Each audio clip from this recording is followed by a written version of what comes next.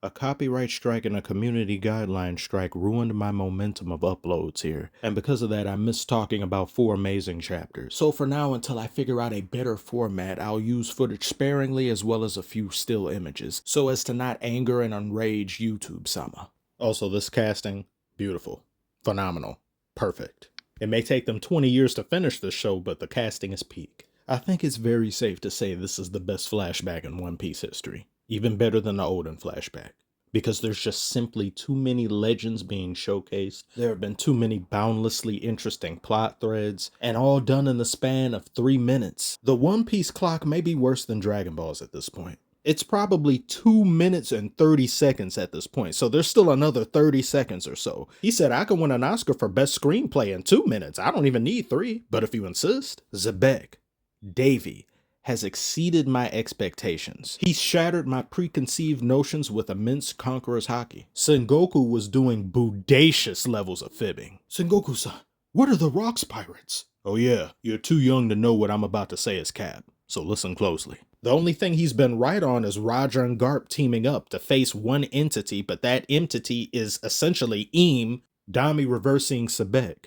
How Garp stays in the Marines after this, I don't know. I'm sure there'll be some reasonable explanation that makes sense. There has to be anyway. To see them both hear Rox's voice, I don't know if Rox himself was aware of what he was doing. We've still yet to fully grasp and understand this whole D-clan thing. Rox knows far more than either Roger or Garp at this point about lore piece, as he referred to as the Rat King. I also found it funny when he was rage baiting saying, "Oh, or you're scared of Davy Jones? You're scared of Joy Boy? I wonder who scares you the most between the both of them. Cease this babble!" I also have to bring up Kuma because what he did last chapter, saving Xebec's wife, who she's a stepper. She's a real one. That's the type of woman you want. Saving both her and Teach, saving so many others. I think he saved hundreds. The man's stocks couldn't possibly get any higher. The only thing that bothers me about Kuma and his character is that Oda refuses to kill him, essentially.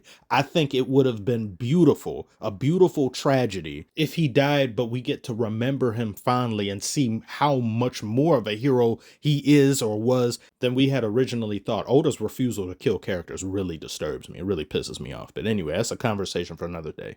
Actually, wait, no, it's not.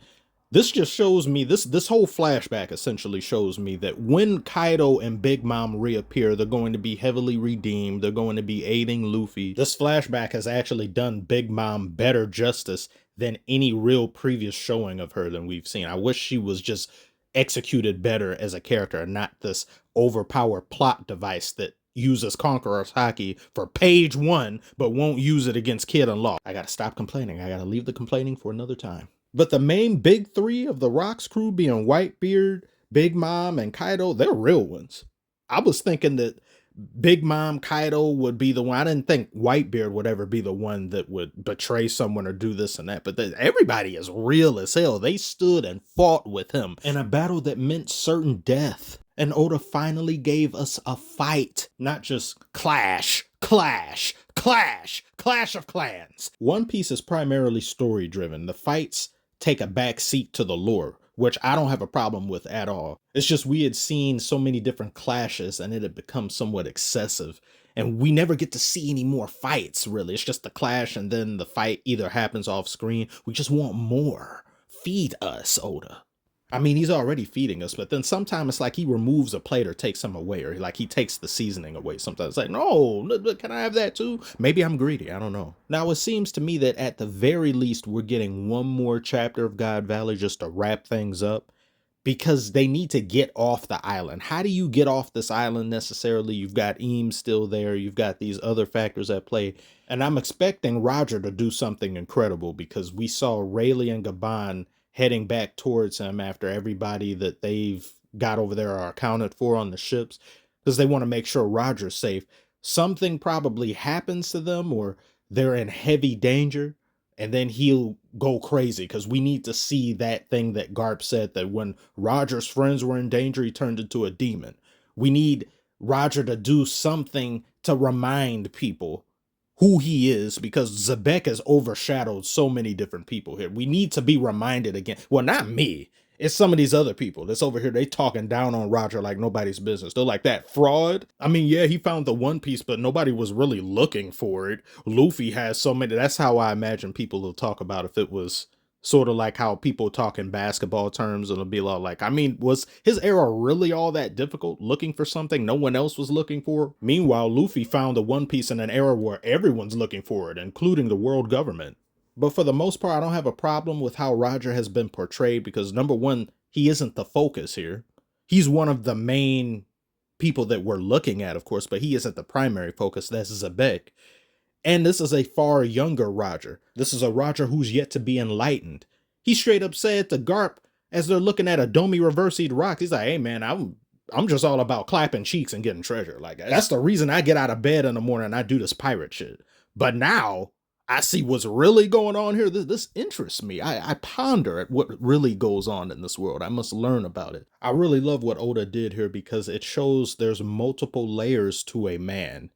As amazing and great as that individual may be, there are those that from the outskirts looking in see him as only that, but there are those who knew him personally as, oh, that goofy ass nigga Roger, yeah, he all right though. I mean, he's cool. That's my boy. But I mean, chill on the glazing, okay?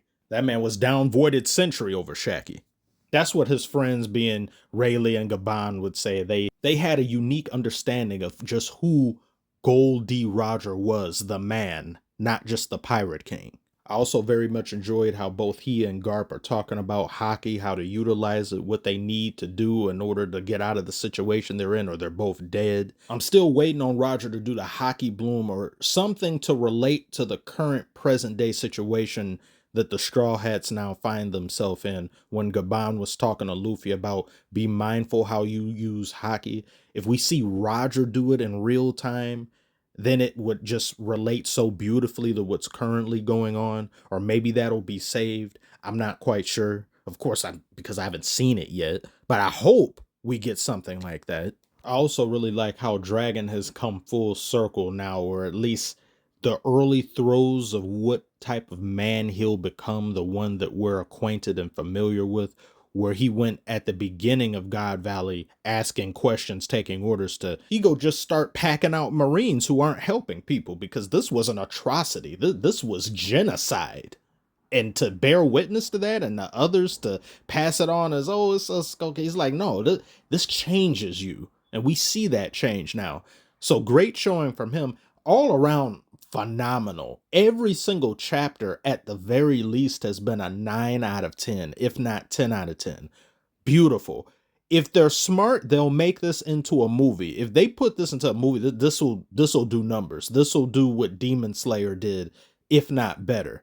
But I don't know just how popular it has the potential of being if it's not including the Straw Hats themselves, because a lot of worldwide audiences and all that, they'll show up and tune in for Straw Hat centric things. But old legends, I'm not too sure. But tell me what you all think about that and what you think of the chapter in general.